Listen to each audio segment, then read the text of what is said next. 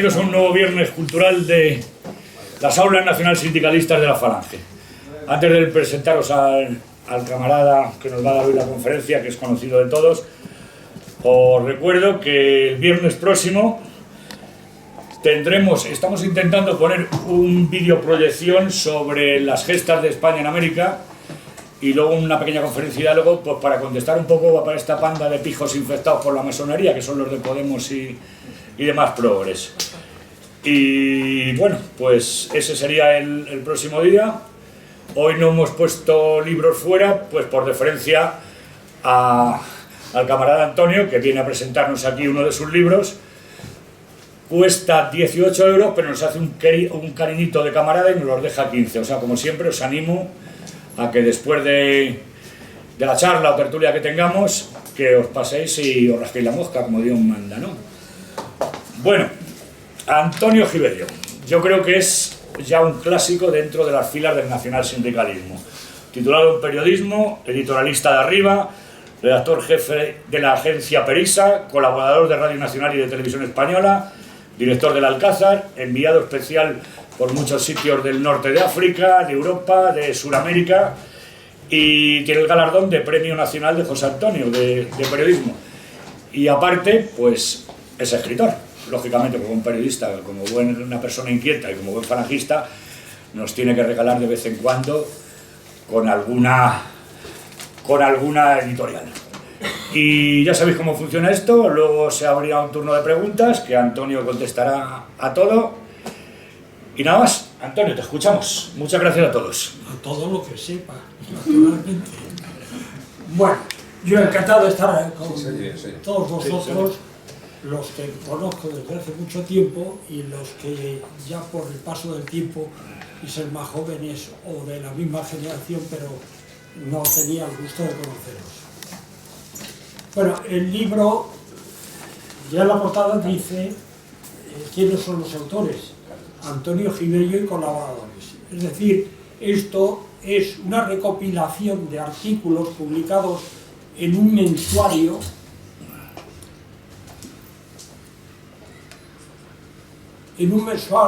que publicábamos con el título de Libertad, título clásico e histórico de la Falange de las Jones.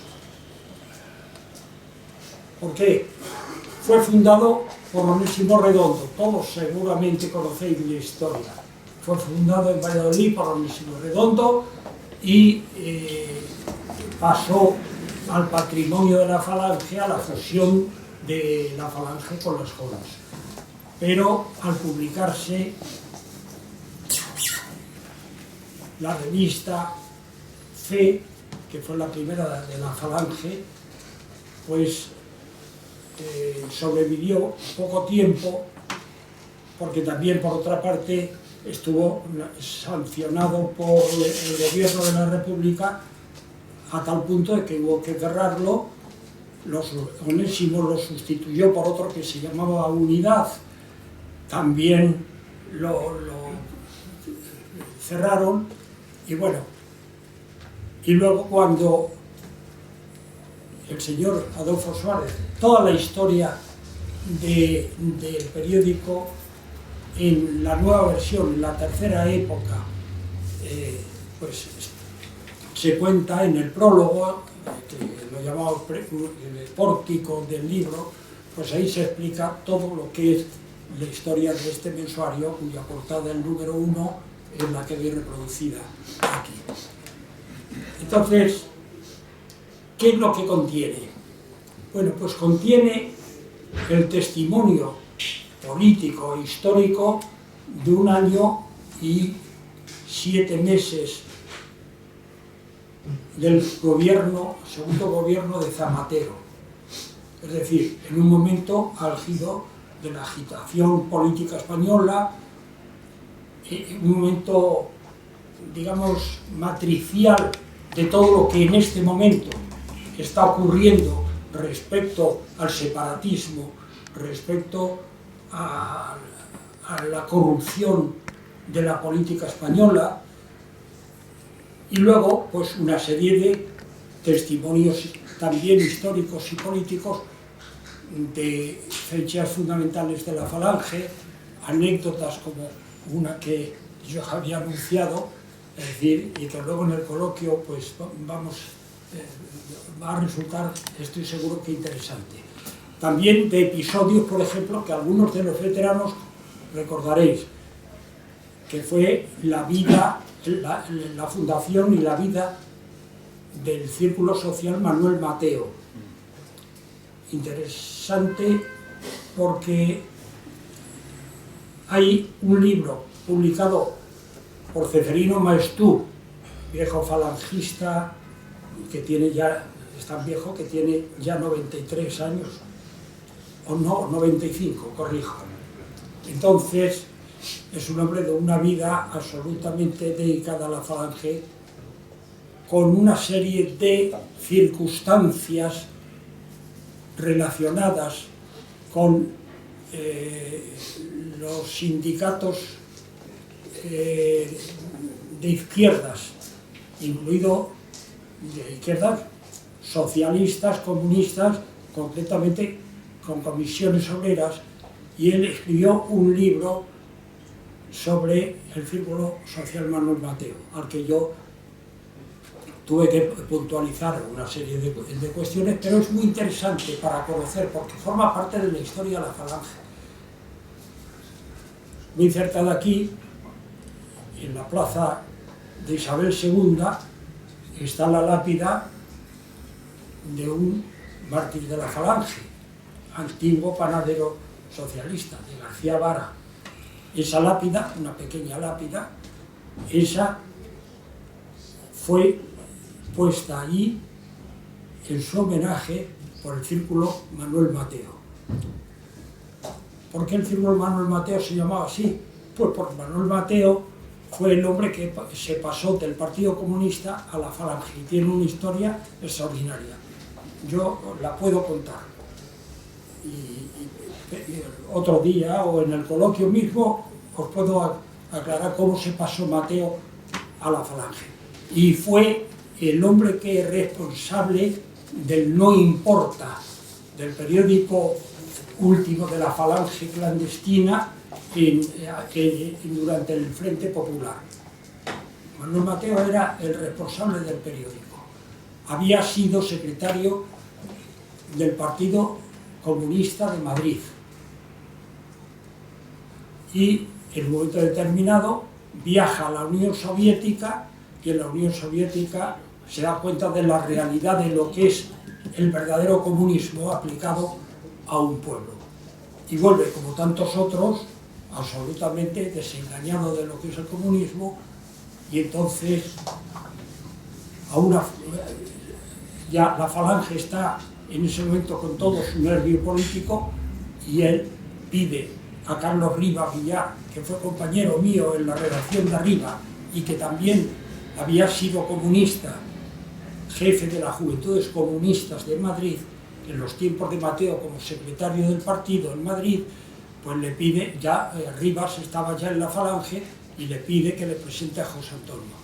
Rivas le presenta a José Antonio, y José Antonio le acoge, como acogió a otros muchos procedentes del Partido Comunista, o de las Juventudes del Partido Comunista, o del sindicato estudiantil de los comunistas.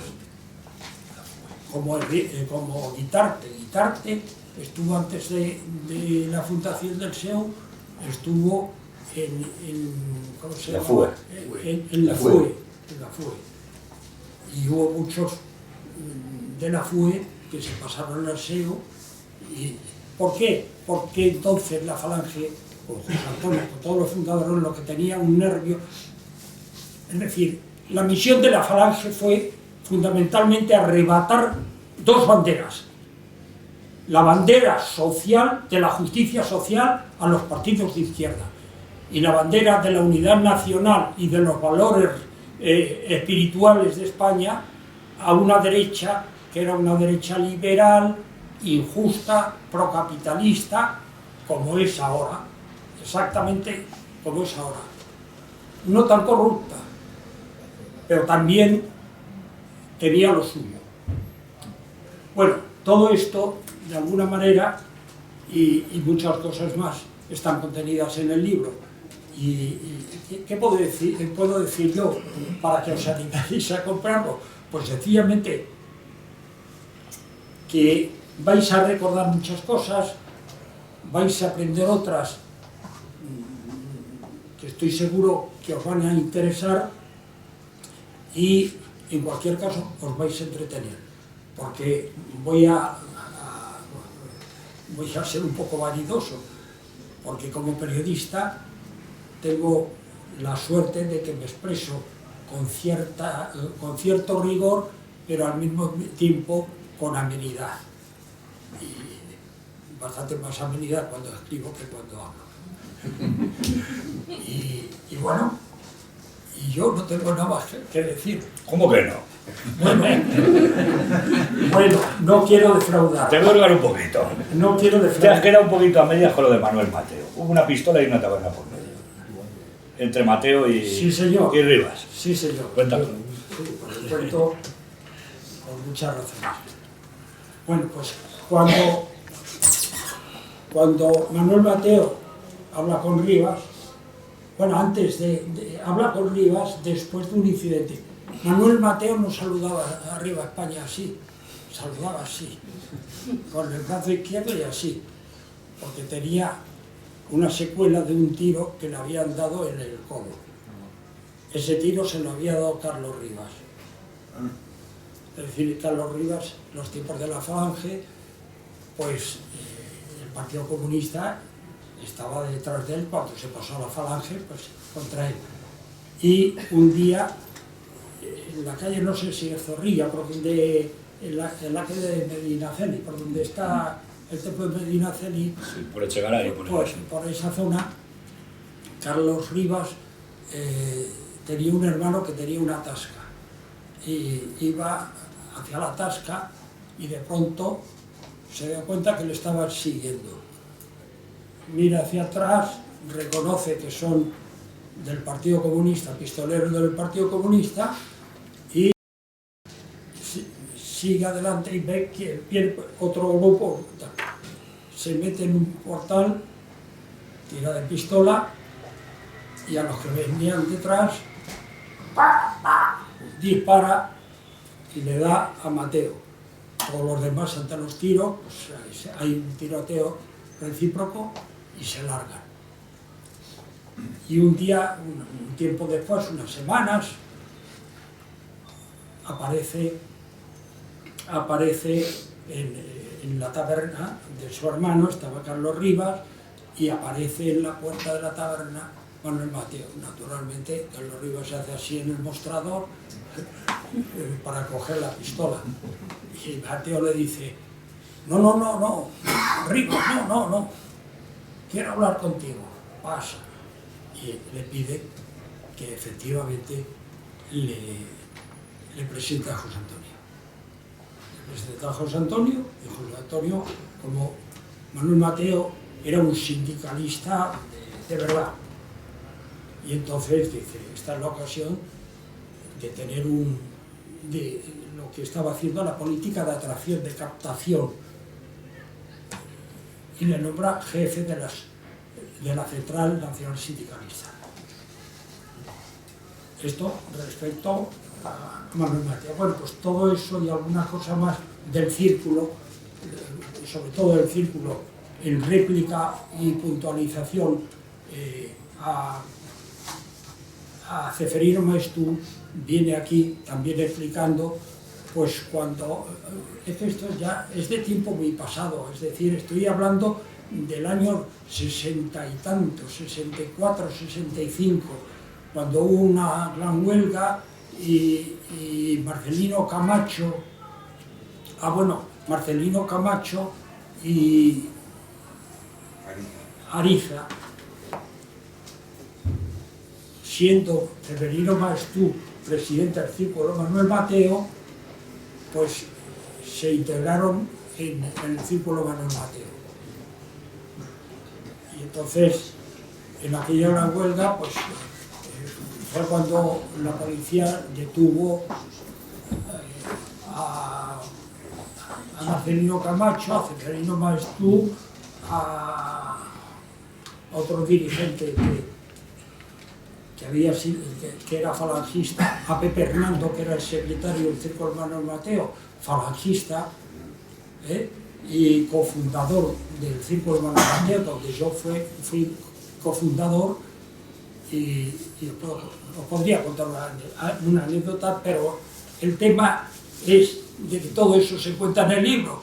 Entonces, un poco de paciencia, y si compráis el libro, pues evidentemente lo podéis leer y seguro que os va a interesar, porque todo, es decir, se ha mentido y se sigue mintiendo tanto sobre la historia de la Falange, ¿no? Sobre la historia de la Falange, la historia de España, la historia del Partido Comunista, la historia de las comisiones obreras, la historia del Partido Socialista y la Biblia en poesía, vamos.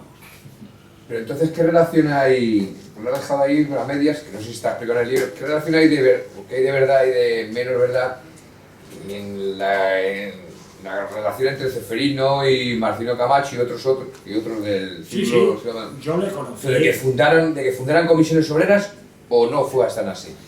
Bueno, la fundaron después de estar en el Círculo Social Manuel Mateo. Esa es la realidad. Yo le conocí en el Círculo, yo iba todas las semanas al Círculo. Teníamos también pues, unas reuniones y coloquios y demás. Hubo un acto muy curioso, que también lo cuento en el libro. Estábamos en los tiempos del plan, antes del plan de desarrollo, el plan, ¿cómo se llamó? El plan de estabilización, donde el plan de estabilización fue el que provocó lo que fue el ministro de Agricultura, Allende García Baster, dijo aquello de la estampida que fue las emigraciones a Europa y la estampida de los campesinos, de los agricultores, de los trabajadores del campo, todos emigraron hacia las ciudades y hacia Europa, claro.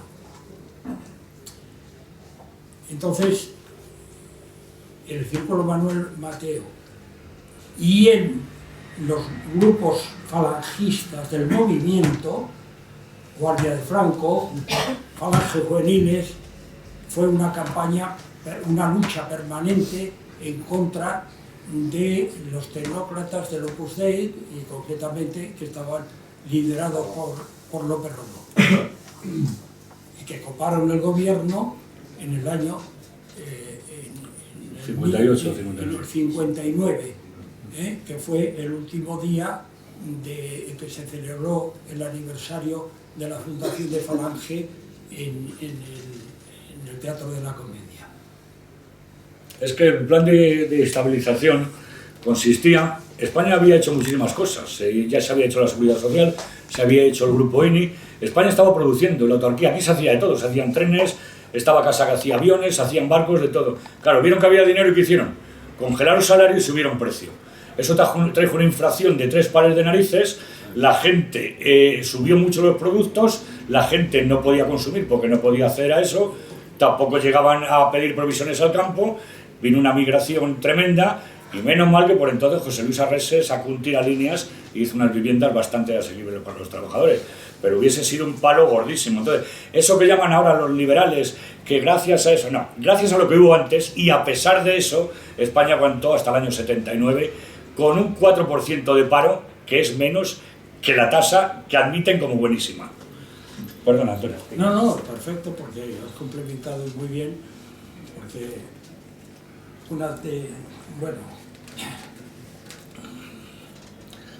sobre esto, cuando los detuvieron, yo entonces se explica aquí, estaba en el Ministerio de Trabajo de director en funciones del gabinete de prensa. El ministro era Romeo Gorría. al que se cargó en el 1959, se lo cargó López Rodó a él. No fue a Sanzorrio, me parece. A Fermín Sanzorrio, me parece. No, Fermín Sanzorrio... Fue entre Girón y Romeo Gorría.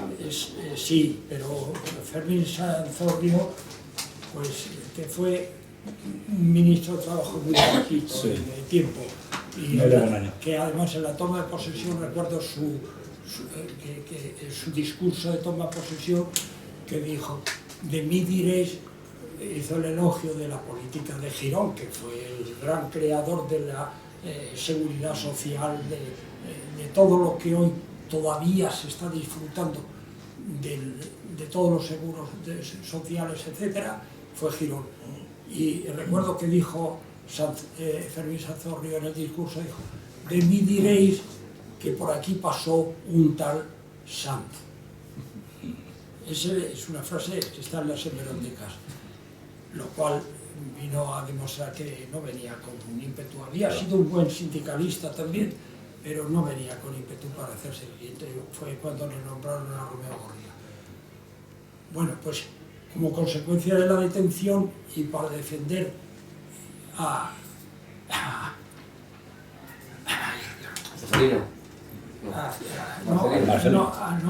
para defender a Pepe Hernando. A Pepe Hernando. Pues en el juicio fui testigo de Pepe Hernando y por extensión de todos ellos, porque fui testigo de que no se celebró, como decía Ceferino, no los detuvieron ni se celebró en la manifestación en la calle, se celebró en el patio enorme que hay en los ministerios, donde está el Ministerio de Trabajo. Ahí. Y estaba entonces el subsecretario, Romeo Gorría estaba de viaje, pero había dejado instrucciones porque se sabía que iba a haber la manifestación, para que el subsecretario Gómez Acebo pues le recibiera y recibió a los 4 en el patio. Bueno, de eso fui testigo yo. En el juicio, cuando declaré en ese sentido que lo había recibido y le habían presentado a Gómez Acebo la carta reivindicativa, los papeles reivindicativos que querían presentar en el ministerio para mejorar salarios, etcétera, pues los cogió Gómez Acebo. Como fui testigo, yo lo manifesté en el juicio, cosa que benefició no solamente a Pepe Hernando, sino a Ceferino y por extensión a todos los demás. Que digo yo que supongo que desde dentro del régimen se vería muy mal que los falangistas anduvieran detrás de esas revueltas o cercanos a ellas, claro. Ya fue la puntilla del régimen contra la falange. Pocos meses antes y en pleno... tuvimos un acto en el cine, uno que está junto a la plaza del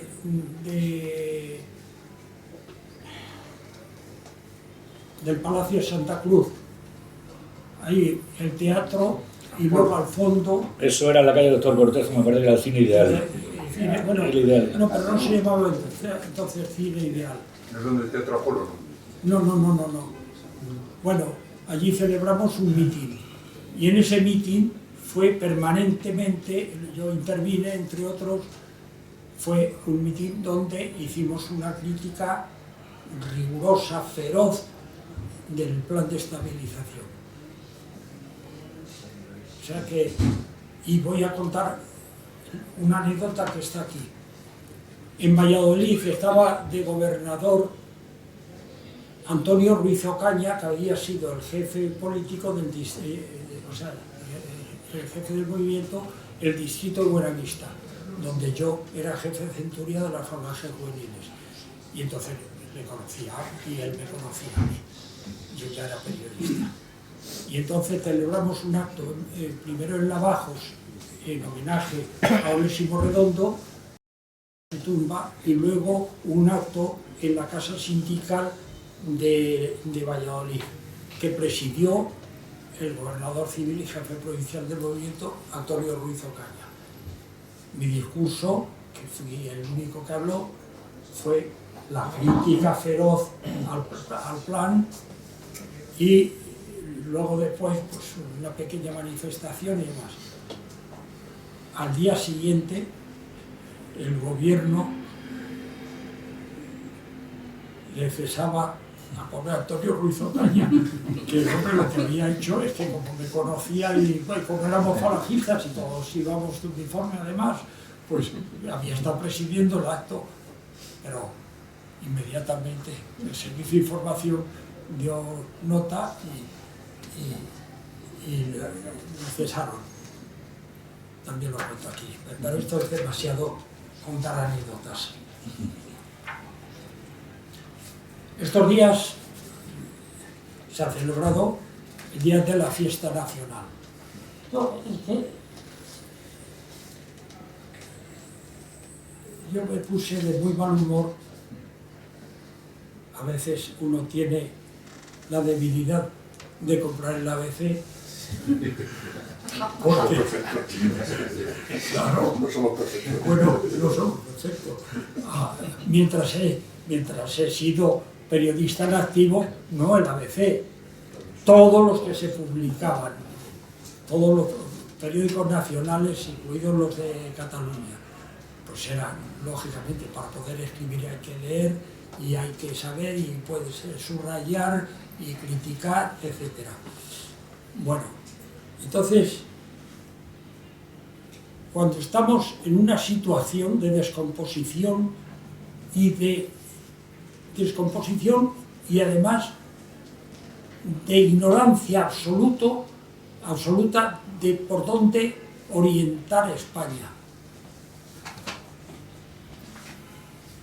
Por dónde, en este momento, nadie en el Estado español ha definido, y en el Estado y por supuesto en los gobiernos, ha definido, no, todos están, unos contentos, unos partidos contentos con los nacionalismos vascos, el gallego, el catalán, en fin, todo, con el canario en su día, etc. Es decir, la descomposición no es nuevo en España. Ya durante el reinado de Alfonso XIII, en los años que van del 17 al 23, sobre todo después del desastre de Arnold del 21, hubo situaciones semejantes, absolutamente paralelas y coincidentes en otra situación, pero coincidentes. Y entonces nadie sabe lo que es la patria. Y el señor director del ABC publica ayer La Patria. Hay tres definiciones de la patria que a mí me han gustado siempre. Una para criticarla y las otras dos para juzgarlas justamente. Una de ellas para no solamente juzgarla, sino para enaltecerla, que es la de José Antonio. Una es, la patria es un plebiscito cotidiano, es decir, lo que están haciendo los liberales y ahora todo en las urnas se decide en el plebiscito, en el voto de las urnas. Por eso, pues, lo mismo el gobierno socialista que el gobierno del PP, que cualquier gobierno de las autonomías, pues eso, no esto, y no digamos el Podemos, lo que opina de la patria coleta, ¿no? Bueno, pues esto me ha indignado extraordinariamente, porque además es fruto de la ignorancia. Hay un artículo pequeñito, una nota pequeña del ABC también, con un interrogante, en donde cuál fue el origen de la celebración. Es decir, ya no sabe ni cuál es el origen de la celebración. El origen de la celebración de Día de la Hispanidad se debe a la decisión, al decreto de Hipólito Yrigoyen, presidente de la República Argentina, en el 1917, decretando el Día de la Raza. Aquí lo explico también.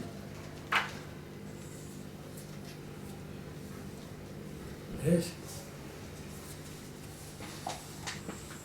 A propósito de la celebración, cuando el señor Zapatero, al paso de la bandera norteamericana, siguió sentado, y lo cual tuvo sus consecuencias negativas para España, pues está el artículo 12 de octubre, fiesta de la Hispanidad, fue instituida por el presidente argentino Hipólito Yrigoyen, en donde hace, además del decreto, los fundamentos del decreto de la fiesta de la raza, y es un elogio a la labor civilizadora de España,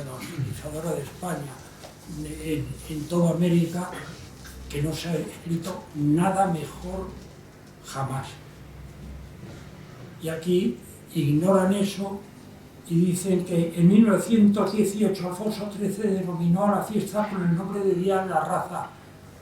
Sí, pero antes la había proclamado, y Alfonso XIII lo que hizo fue copiar y aceptar la proclamación esa, y eso fue un acto positivo, no cabe la menor duda, pero se lo atribuyen a él, ignorando a Hipólito Yrigoyen.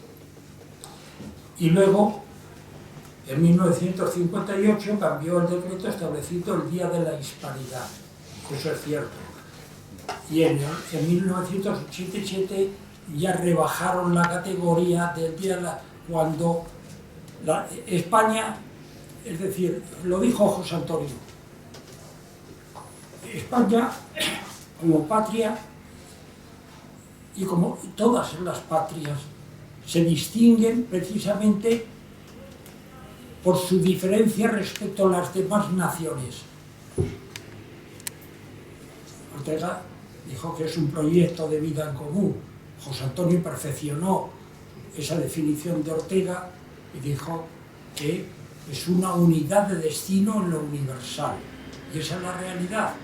Cuando un pueblo está unido y tiene un proyecto de futuro a nivel mundial, eso es de verdad cuando la patria está en el cenit. Lo más arriba que se puede esperar de una patria es precisamente esa proyección universal, que era lo que aspiraba José Antonio, además de la justicia social profunda.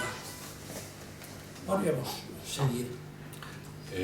Déjame que complemente una cosa. Sí. Sobre todo para estos puristas que van en contra de Ramiro Ledesma, que le regalan frases como que es un racista y un no sé qué. Tiene un escrito referente al Día de la Raza que dice, creo textualmente así, en una de sus partes: en el Día de la Raza, un abrazo a nuestros compatriotas hispanoamericanos. Nosotros somos los primeros mestizos. ¿Es de Ramiro? Sí. Entonces, lo digo porque hay algunos que dicen que sí echaron a Ramiro por nazi. Bueno, hay algunos que yo creo que son muy poco unos, pero bueno. Disculpa, Antonio. No tengo nada que disculpar, está perfecto, estoy de acuerdo pleno. Luego, yo os había prometido hacer una pregunta, y puede ser para... Ahora ya, venga. Todo lo que contiene el libro, os lo aseguro, os va a gustar, porque vais a encontrar crítica que estáis haciendo todos los días en vuestras casas y en vuestra conciencia sobre la situación actual de España. No es de hoy, el contenido del libro no es de este instante en el que estamos, pero es la misma problemática, puesto que es de los recientes años del gobierno socialista. La pregunta es muy sencilla. ¿Quién inventó la consigna de Arriba España? ¿Quién fue el primero que la dio? ¿Ah? Cuenta, José Luis. No, bueno, sobre eso hay muchísima literatura ya en circulación. Bueno, En Arriba España viene, contar vuestras versiones. en Arriba España viene de una palabra ascuence, que es el gora, y el que la escucha por primera vez es, bueno, por primera vez, el que de alguna forma sugiere o traducir en su verdadero sentido de arriba a la palabra España es Sánchez Mazas. O sea, se ve, él sí que lo aprende, lo toma. Después también, evidentemente, en el movimiento español sindicalista, fascismo español, pues claro, ahí en el primer manifiesto de ese, ahí ya aparece la palabra arriba, no exactamente como arriba de España. Después dice que fue una protección de Fran Antonio. Eso ha sido lo que se ha quedado pues, un poco grabado, pero no, vamos, la palabra arriba de España es ya un grito de exaltación, como digo, cogido de madrugadas. Eso es verdad, es correcto, pero mucho antes, pero muchísimo antes, don Benito Pérez Galdós, en un acto en Cartagena, se cuenta aquí, por eso digo que vais a aprender algunas cosas,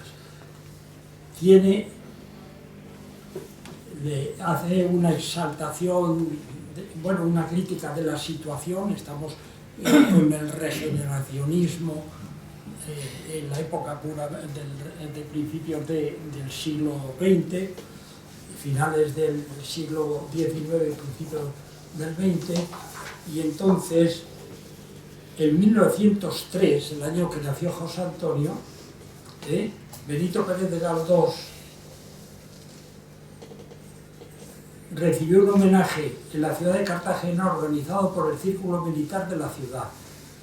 Hubo discursos, el Círculo solicitó de Galdós cooperación en la gran obra de regeneración de la patria, lo cual no se consigue solo con los medios materiales, sino con el aliento del ideal de sus aspiraciones de gloria, que solo vive animado por los recuerdos de las grandes figuras y de los grandes hechos de la historia. En la respuesta a ese discurso, don Benito dice: jamás creí que las desdichas que agobian a nuestra patria marquen el término de una historia gloriosa. ¿Sí? Y a continuación dice: sumisos a la corona por convencional, hipócrita y baja adulación, sin valor para mantener desde el poder el ejercicio de todas las libertades de conciencia, han venido todos labrando la ruina de la patria. Y añade: ¡arriba España! Este es el grito de guerra que debe sonar en todas partes, desde el palacio a la guardilla, desde la ciudad al campo, desde el cuartel al taller, desde la escuela a la universidad, desde el curato a la más pobre aldea hasta el obispado, desde el juzgado municipal hasta el Tribunal Supremo de Justicia. Sí, sí. Galdós. También te quería decir que las Pons fueron los que acuñaron el término arriba, los valores hispanos y demás. Sí. Y ahí estaba ya la palabra arriba. Sí. Lo único que fue unir la palabra arriba, que se cogió como propia o como muy identitaria, como dicen ahora los modernos. O sea, de paraje, pues claro, lo único que puso es la palabra España, pues para, ahora, como digo, con una simbiosis perfecta. Sin duda es ningún género. Pues José Luis, pero que es lo curioso que naturalmente todos estos que habían sido lectores y conocían a Galdós, pues lógicamente, posiblemente en algún momento vieron el grito y este discurso de Galdós. Pues al hilo de lo que usted comentando ahora, nos va a venir bien esa argumentación, porque hoy precisamente he ido yo a registro de patentes y marcas a oponernos, porque hay un programa de radio de una emisora que pertenece a la cadena SER que quiere registrar la expresión arriba España como marca comercial para su programa. Y nos ha llegado esa noticia y como teníamos un plazo para oponernos, he puesto pagamos para una tasa, la Falange, y nos hemos opuesto. Habrá una vista previa y terminaremos seguramente en los juzgados, pero nos hemos opuesto porque ellos se la quieren apropiar. Arriba España se quiere apropiar encima la cadena SER. Casualmente hoy mismo lo hemos hecho. O sea, que esa argumentación está bien porque seguramente que nos toque utilizar en algún momento. Pues mira, Lo tienes aquí, como digo, ¿eh? Podría comprar el libro, pues no, con tu permiso, por supuesto. A Pérez Galdós ya no se lo voy a pedir porque me viene a trabajar. Luego, pues, hay un artículo, página 71, mío naturalmente, porque yo he tenido una debilidad especial por don Luis María Ansón, que fue y sigo teniéndola. Pues aquí él publicaba en el ABC, que dice que es el auténtico ABC, porque lo dirigía entonces él, ¿verdad? Bueno, es como veis esos pavos reales que están, entre otros sitios, en el parque de la Fuente del Berro, que de pronto hacen así y se ponen muy bonito. Bueno, pues él tenía en El Mundo un artículo habitual, lo tiene actualmente también, que titulaba Canela Fina. Entonces,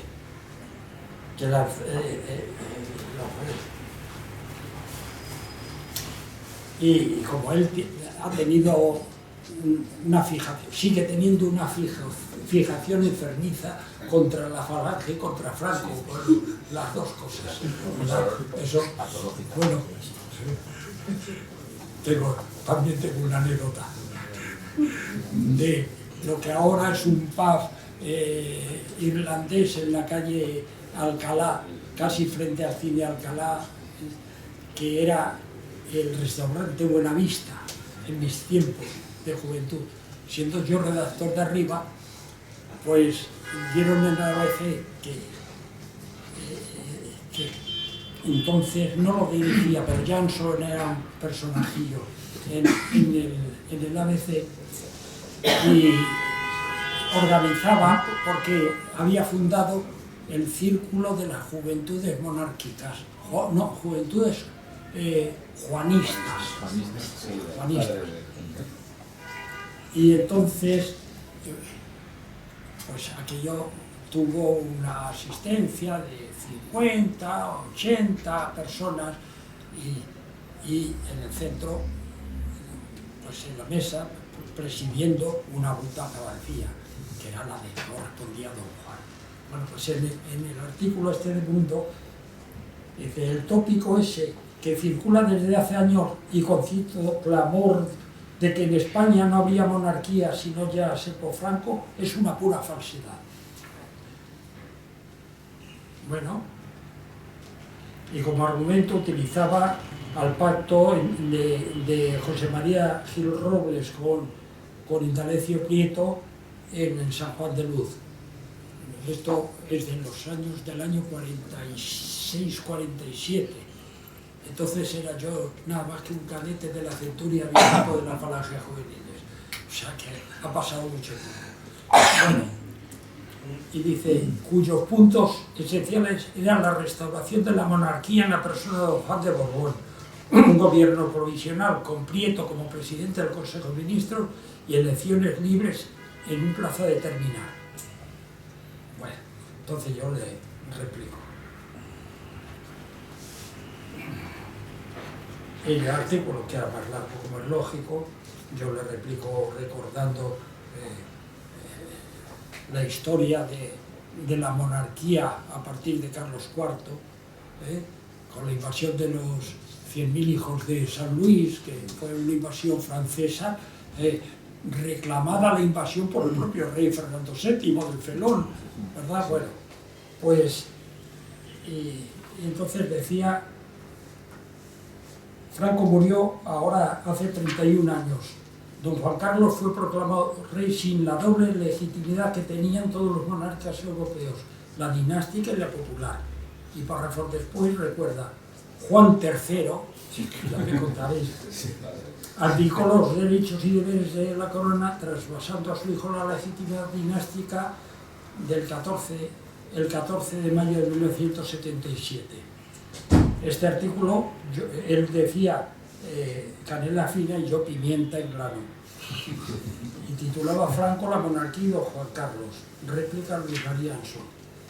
Leerlo, os vais a divertir, porque yo le digo, con el recuerdo de este acontecimiento, Anson hace un flaco favor al rey don Juan Carlos, quien, según la teoría monárquica de las dos legitimidades expuestas por el académico de la lengua, habría sido un usurpador del trono desde 1975 a 1978, porque Anson oculta que, pese al emotivo acto de cesión de los derechos dinásticos por don Juan, el actual rey de España y la monarquía que encarna no recibió el refrendo popular hasta que fue aprobada el 6 de diciembre del 78 la Constitución vigente en España desde aquella fecha. Pero hay más, incluso la legitimidad dinástica de don Juan, si es que la tenía, lo fue gracias a Franco. En el verano de 1938, en plena guerra civil, derogó la sentencia dictada por las Cortes Constituyentes de la Segunda República que declaraba fuera de la ley a su padre don Alfonso XIII, degradándole de todas sus dignidades, derechos y títulos que no podrá ostentar legalmente ni dentro ni fuera de España, sin que pueda reivindicarlos jamás para él ni para sus sucesores. De modo que, al contrario de cuanto afirma Anson en su artículo, la pura verdad histórica es que sin la voluntad de Franco expresada en la ley de sucesión, ni don Juan Carlos sería rey, ni habría habido monarquía. O sea, es una pimienta, claro. Hay muchas más. ¿Tienes alguna referencia por algún sitio a tu época de director del Alcázar? No, en este periodo no, claro. ¿En este periodo? En el libro, digo, no sé, aunque sea refilón o... Que me interesa mucho tu época de director del Alcázar. Sí, bueno, una cosita. No, tengo muchas cosas. No, y los discursos. Hay un discurso en el cine Europa, donde José Antonio pronunció el último discurso que pronunció José Antonio público, fue en el cine Europa con transmisión radiofónica, el cine Padilla, que también se llenó. Bueno, pues nosotros la llenamos, está en el libro de Entre la presencia y la ausencia, está, bueno, pues ahí está el discurso que pronuncié sobre el proyecto de Constitución. Y aquí también se habla sobre la necesidad para cortar de raíz todas estas cataplasmas que están ideando en la derecha y en la izquierda, en todos los partidos que son cataplasmas. Hay que ir porque el problema de la reforma constitucional para que pueda reinar la princesa de Asturias, para que pueda reinar la mujer, bueno, en definitiva todo eso son cataplasmas, porque lo que necesita España es volver a la unidad nacional en la Constitución que nos malgobierna o nos malrige. En la Constitución se cometió el disparate de que la Constitución protegía y garantizaba la autonomía de las nacionalidades y regiones. Y ese artículo o se borra de raíz o en lo más débil que se podía hacer, pero también sería en cualquier caso una buena solución, es decir, quitar la palabra nacionalidades y dejar la autonomía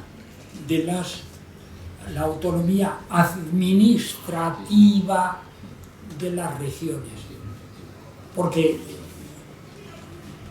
la Constitución de la República no aparecen las nacionalidades por ninguna parte, lo cual le permitió al gobierno de la Segunda República, cuando la Revolución de Octubre y cuando Companys en Barcelona proclamó el Estado catalán, pues mandar a movilizar el ejército contra los socialistas de la Revolución de Asturias y Palencia, León, las zonas mineras de las dos provincias, y obviamente en Barcelona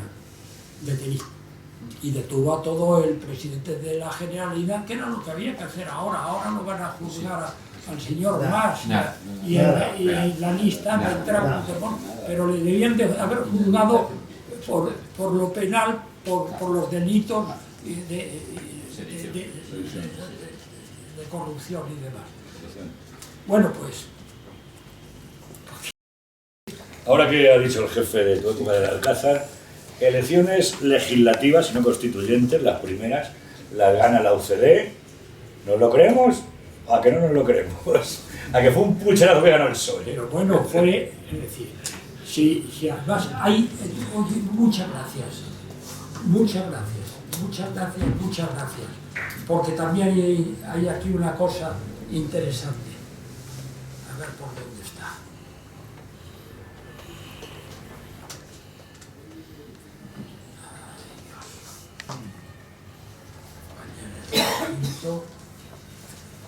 Sí.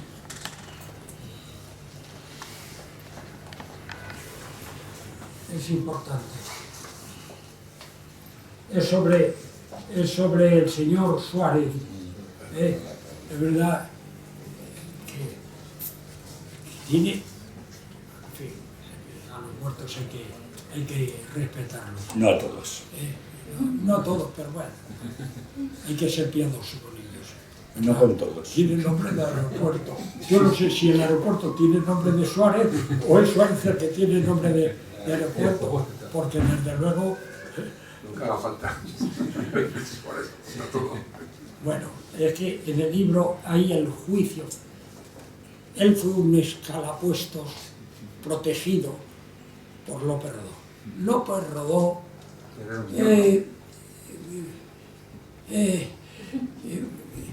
tenía un poquito de pato, no sé si me explico, tenía un ramalazo.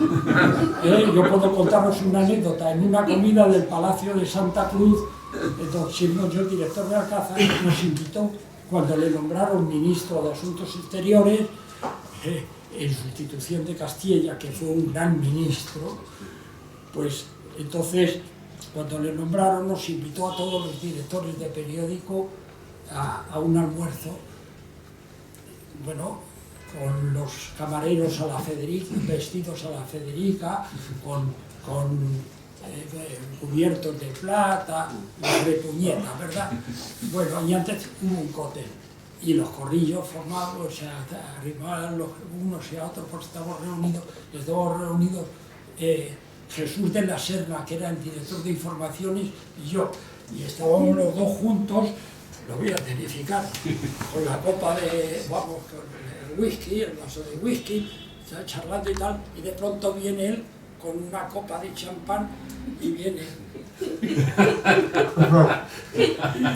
¿De qué habláis, chicos? Así, auténtico, ¿eh? ¿De qué habláis, chicos? Bueno, pues aquí viene el juicio ya al final de su vida, el juicio de López Rodó sobre Suárez. No tiene desperdicio, vale la pena para juzgar la traición de aquel sujeto, al que yo conocí como director del gabinete jurídico de la Delegación de la Juventud en tiempos de Eugenio López. Yo era director del gabinete de prensa de la Delegación Nacional. Hubo un pleito con el Ayuntamiento de Segovia a raíz de la edificación del Colegio Menor del Frente de Juventudes en Segovia. El Ayuntamiento dijo que rompía, por la edificación, que rompía el horizonte y el paisaje, no sé qué historias. Bueno, entonces el delegado nacional dijo, jefe del gabinete jurídico, inmediatamente un juicio contra el ayuntamiento, y porque prohibieron la continuación de las obras. Lo perdió. ¿Por qué estaba él de jefe del gabinete jurídico? Siempre fue un protegido de Herrero Tejedor, porque Herrero Tejedor fue gobernador de Ávila, le conoció y lo protegió siempre hasta el final. A lo que vamos. El juicio viene aquí, el juicio de López Rodó, con quien jugaba al tenis con pantaloncito corto los dos en las vacaciones. Sí, que tengo fotografías. Claro, y claro, le gustaba mucho, era guapete, el pantalón corto pues estaba muy atractivo para las mujeres y para los sucedáneos. Bueno, yo creo que con esto podemos... Bueno, ahora, obviamente, yo estoy a vuestra disposición, como he dicho al principio, de aquello que sepa, contestaré con lo que yo sé y os aseguro que será verdad. Una pregunta más, que de esto sí sabes, que ha empezado, que lo ha sugerido Manuel Andrino, y yo creo que es muy importante, que seguro además que lo tienes en mente. Toda tu época que has estado de director del Alcázar, incluso dentro del Alcázar antes de ser director también, ¿no? Subdirector, sí. Eso es de su director. ¿Quién estaba de director cuando estabas de su director, Antonio? Lucio de la Lama. Lucio de la Lama. Que era presidente de la asociación de la prensa. Ahí había mucha gente, y eso sería interesante, que tú debes conocer todo, ha pasado tanto tiempo que yo creo que a nadie le molestará. Había mucha gente que escribía con sucedáneo, con seudónimo. Sí que estaría pensando. Con el seudónimo, y había muchas cosas que se sabían. Protégete y no vayas a soñar con López Romero. Todavía no. Ya está además un poquito tieso. Calla. Sigue, por favor. Bueno, hay cantidad de cosas y que se utilizó muchas veces el Alcázar como vehículo para transmitir una serie de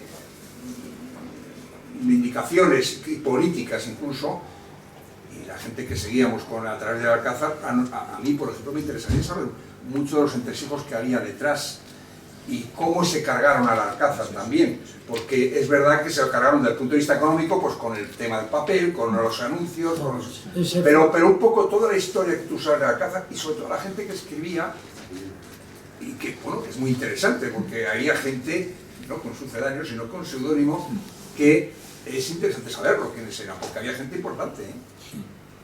¿Y por qué no cuentas eso o no estás escribiendo ya? Forma parte del libro que tengo interrumpido por las razones que he tenido problemas en la familia con mi hermana concretamente, que tiene más de 100 años, o sea así es que, y entonces lo tengo interrumpido desde hace 2 años que no voy a la Hemeroteca Nacional. Todo eso lo cuento porque tengo la documentación hasta el final, hasta la sentencia del Tribunal Supremo que tengo la sentencia, condenando al gobierno socialista de Felipe González a pagar 2.500 millones de pesetas más otros 500 por intereses de mora por la negativa a conceder al Alcázar la publicidad institucional que le correspondía como diario nacional en virtud de la ley que existía, y entonces la condena fue esa. Gracias a eso se pudo indemnizar a todos los trabajadores, pagar las deudas que había con seguridad social, todo eso tengo la documentación y todo el proceso además de... Pero saber todo eso, ¿no? Y todas todos los intereses que había en cerrar el Alcázar, sí. Los intereses que había dentro. Empezaron con el señor Suárez. ¿Le recordabas los pantalones cortos o por qué era? No, por todo, fundamentalmente... ¿Cuando iba de azul o...? Mira, yo el año 77, a principios de año, creo que fue en el mes de mayo, publiqué, siendo director, publiqué dos artículos del corresponsal que teníamos en Barcelona, pero con seudónimo. El corresponsal que teníamos en Barcelona, no hace falta decir que era falangista y además era compañero mío de promoción en periodismo y amigo íntimo como compañero y como camarada. Y otro artículo con seudónimo, que era el seudónimo que utilizábamos y todas las firmas eran militares, Sí, de los 3 ejércitos. Bueno, se llamaba. entonces, Alessandros. ¿Eh? Y entonces me procesaron por 2 vías. Yo estuve procesado por la vía de prensa e imprenta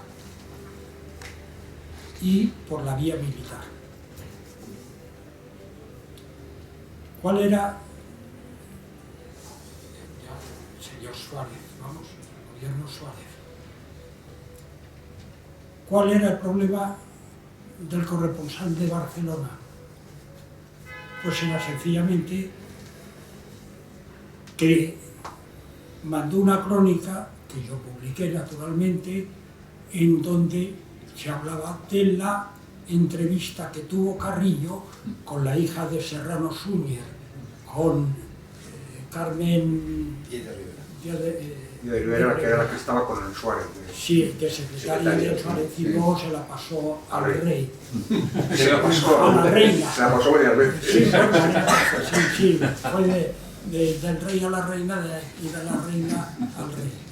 Bueno, entonces... La hija, digamos, no legítima. Ilegítima, claro. Sí. ¿Dónde se A la cual, de todas maneras, quería, porque yo estaba en casa de don Ramón y allí tenía un retrato al óleo de su hija. Bueno, pero lo del artículo de Falangista. El artículo era por esta razón. O sea, el procesamiento por esa razón. El otro procesamiento fue por un artículo del día de la entrevista que fue verdad, además. Que entrevista que se produjo. Sí, claro, porque era verdad, pues por eso me procesaron. Y todo lo que quería el magistrado del Tribunal de Prensa e Imprenta, que era el padre, era un magistrado que había intervenido en el último juicio de José Antonio, pero no contra José Antonio, sino estuvo en el tribunal. Y que tú me recordarás el nombre, su hija fue ministra de Justicia. Tenía apellido compuesto. ¿Esa justicia cuándo? ¿Con qué? ¿Con el PSOE o qué? No. ¿El PP? Ministra. Yo creo que sí, que fue ministra de Justicia. Mariscal de Gante. Pues el magistrado era Mariscal de Gante, que había estado en el tribunal de José Antonio. El magistrado tenía que presentarme en el juzgado todas las semanas y entonces me llamaba a la puerta, se puede, pase, Gibello, siéntese usted aquí, me sentaba al lado de él. Mire usted, yo lo que quiero, porque es lo que necesitamos, usted tiene que darme el nombre auténtico de este señor. Sabemos que es un seudónimo, porque no lo encontramos en la relación de periodistas de la Asociación de la Prensa, ni de Barcelona, ni de Madrid. Y yo me negué. Perdone, yo soy el director del periódico y naturalmente el responsable de lo que se publica en el periódico, sea quien sea el autor, soy yo, y asumo esa responsabilidad. Bueno, llegó un día en donde pide permiso, sí, pase usted, siéntese ahí. Y me señala el banquillo delante de su mesa de despacho, el banquillo. Entonces dice, si no me lo dice usted, le tengo que condenar. Pues lo siento, se lo he dicho, que yo no puedo decírselo en conciencia, porque no puedo decírselo. Bueno, pues la sentencia va a ser de libertad provisional bajo fianza de 100.000 pesetas. Y así se publicó la sentencia y el periódico, porque yo no tenía entonces 100.000 pesetas, el periódico pagó las 100.000 pesetas de fianza y quedé en libertad provisional. Lo más grave fue el juicio por lo militar y tuve suerte, y tuve mucha suerte.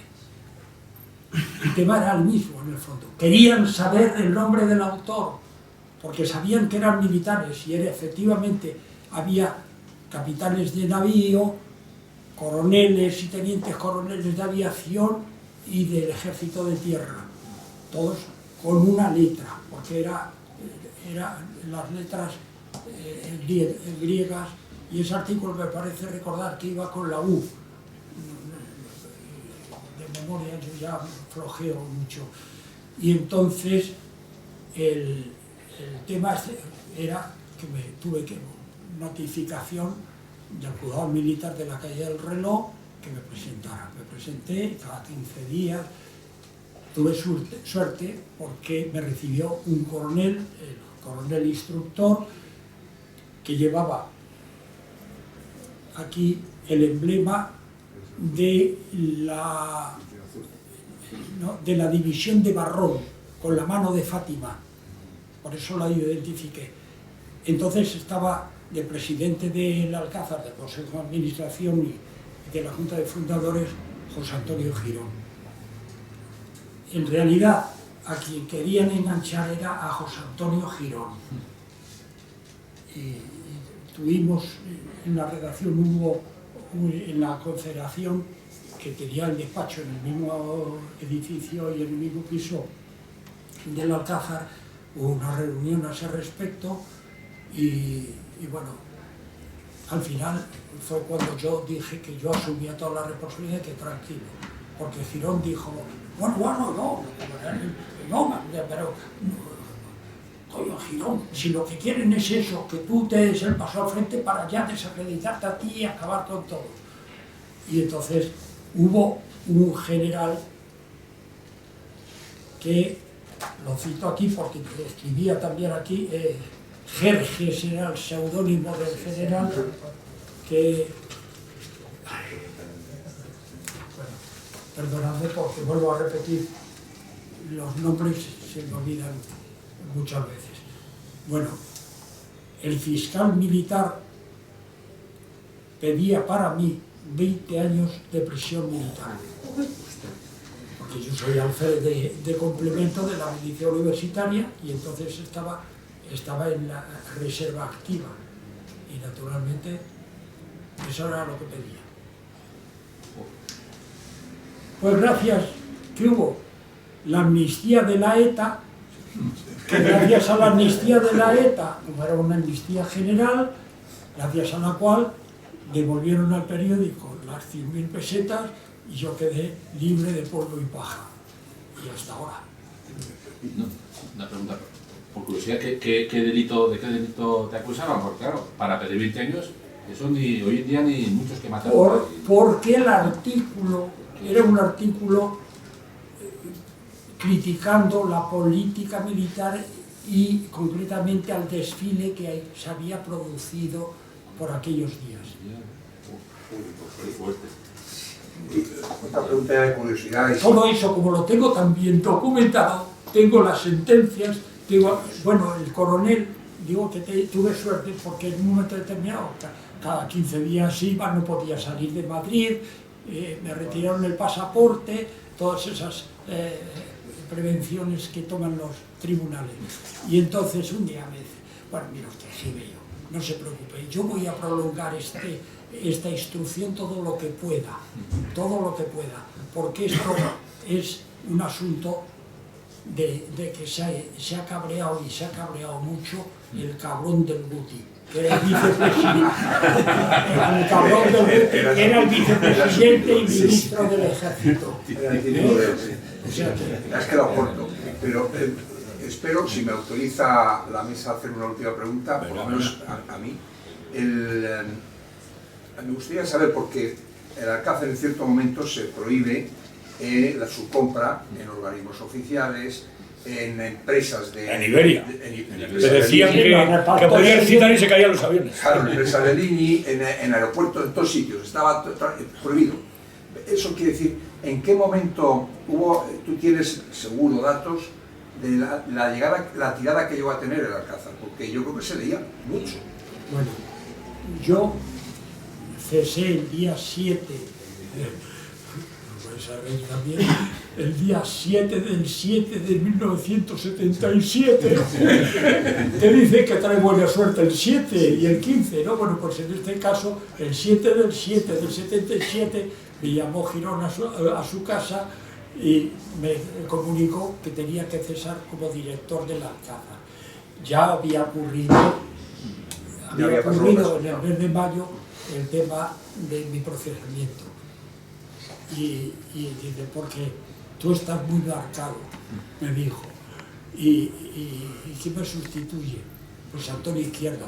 Antonio Izquierdo era camarada mío de la Centuria Viriato desde los que teníamos 14 años. O sea, y hemos ido vidas paralelas, porque yo estaba ya en el arriba y a los pocos meses de haber ingresado yo ingresó Antonio Izquierdo. Y luego él fue director de la Riva y yo director del Alcázar. Cuando cesó, que también esa es otra historia, pero muy, con mucho grano de pimienta y hasta pimienta en polvo. Pues esa es otra historia, pues cuando el gironazo, pues cesaron al delegado de prensa, que era Antonio Castro Villacañas, que para dejarse porque murió el año pasado, y al director de la Riva, que era Antonio Izquierdo. Y naturalmente Antonio Izquierdo pasó a ser colaborador del Alcázar, eso como Dios pinta perico, ¿no? Pues fue el que me sustituyó en la dirección. Y yo le dije a Girón, pero hombre, José Antonio, pero ¿cómo me dice que yo estoy marcado hasta que Antonio con el gironazo estaba? Pero bueno, aquí era lógico, por otra parte, porque Antonio, cuando el gironazo se portó lo mismo que hice yo, también lo hizo él en el tema de... Lo hizo él, no pudo ocultar porque el que firmaba el artículo, vamos, el que dio el gironazo fue el propio Girón. Pero la preparación del asunto llegó en un secreto absoluto que no lo sabían ni siquiera los del taller. Y hasta que no salió el último número del periódico para la venta, nadie absolutamente vio nada y todos se guardó un secreto absoluto. ¿Y la tirada, creo que preguntaba Nacho? La tirada, ¿qué tirada yo tenés? dejé la tirada, controlada por OJD, en 55.000 y pico de ejemplares vendidos. Vendidos, no sin contar los que se distribuían en organismos oficiales. No, bueno, claro, esos, la OJD eran son los que se venden en el kiosco. 15, los que venden en el kiosco y suscriptores. Eso era la tercera tirada nacional, ¿no?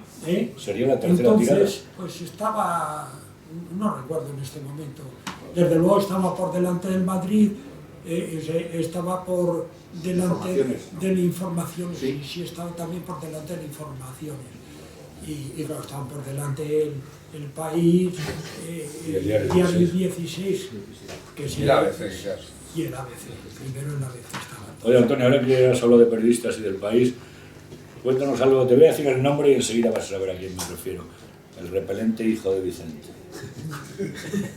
También tengo fotografías. Cuando yo era director del gabinete de prensa de la Delegación Nacional, Delegación Nacional de la Juventud, porque ya se llamaba el Centro de Juventudes, pues puse en marcha, aparte de un boletín diario de noticias, puse en marcha una escuela de preparación para ingreso en la Escuela de Periodismo, en la Escuela Oficial de Periodismo. Su padre fue director en funciones del diario Arriba en alguna ocasión. Concretamente estaba yo entonces también en el periódico. En fin,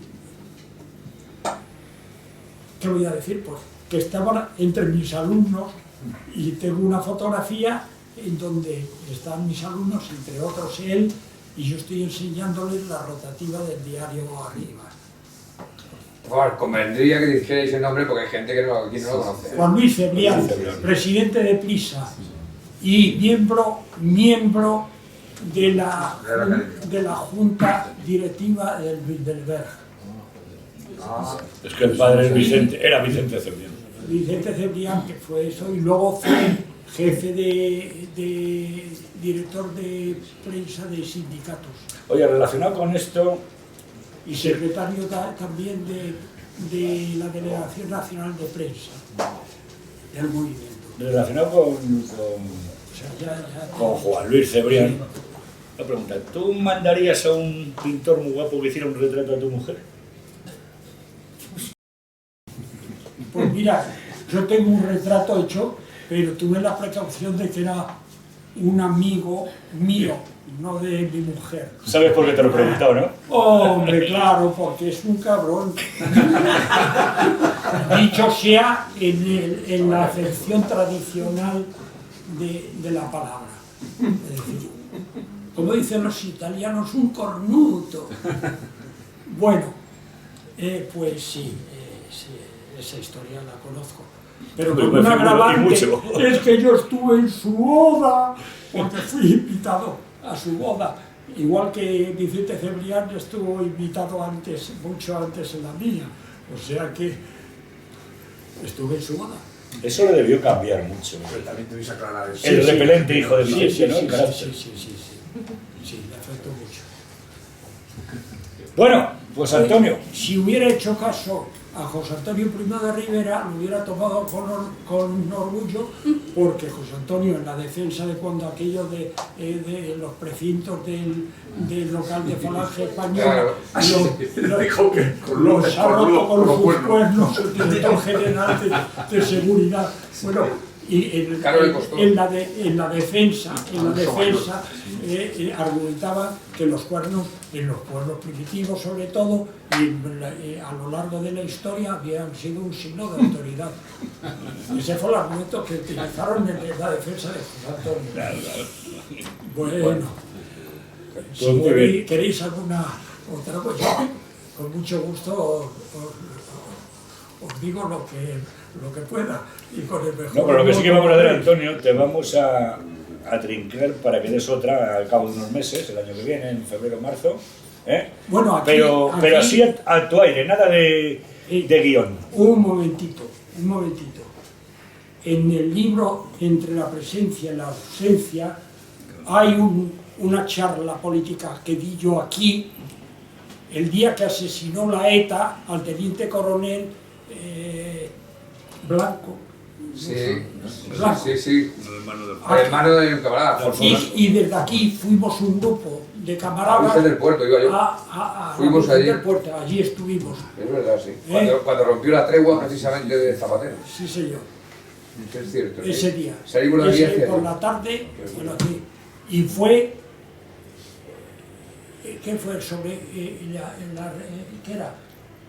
¿La monarquía o república? Algo, no, la república coronada del rey Juan Carlos. Sí. Esa fue la charla y está en el libro que aconsejo, porque a veces nos falta y nos faltan, o hemos olvidado, pues una serie de principios y de objetivos que la Falange siempre ha tenido de justicia social y de organización de la economía al servicio del pueblo español y de los trabajadores, es decir, de la participación.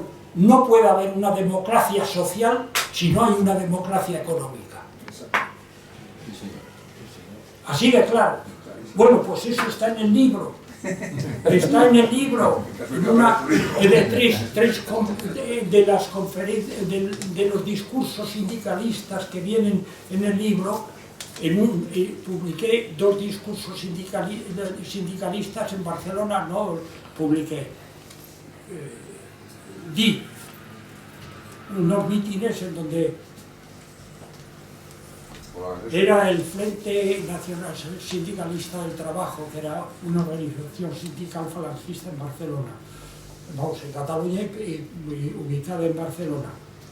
Y de otra también ante el monumento de José Antonio, una de ellas fue ante el monumento de José Antonio. Os podéis imaginar con el vello, pues, hubo escarpias. En los tiempos en que yo era orador político y tenía gancho. no por presumir, pero tenía gancho.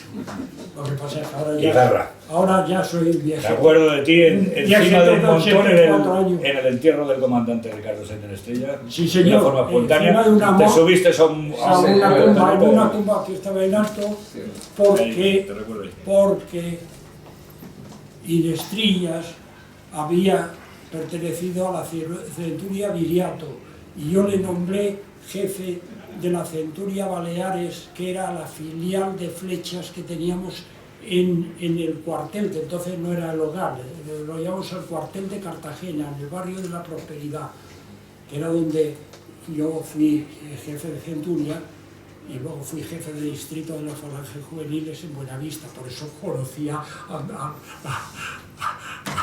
Antonio Ruiz Ocaña. Muy bien, pues Antonio, gracias. Bueno, recuerdo que el próximo viernes definitivamente sí va a ser un acto un poco de desagravio a toda esta blasfemia política que se está vertiendo contra España por su dedicación a expandir la cultura y el catolicismo por el mundo. Desde luego vamos a reconocer los excesos, sin duda alguna. No, por lo tanto, no va a ser un documental ni una participación tan cursi como el Alba de América, joder, porque entre otras cosas no somos ni Juan de Orduña ni nos ponemos pantalones cortos con Suárez, ¿no? O sea, queremos ver que claro que se mató, se murió, pero que se hicieron cosas estupendas. Y bueno, eso sería el viernes que viene a las 8 de la tarde, como siempre. Y ahora, no sé si sabéis que Antonio Gibello ha escrito un libro, entonces vamos a comprárselo. Venga.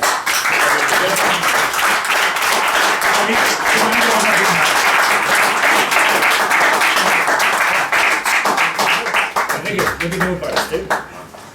No, no, no.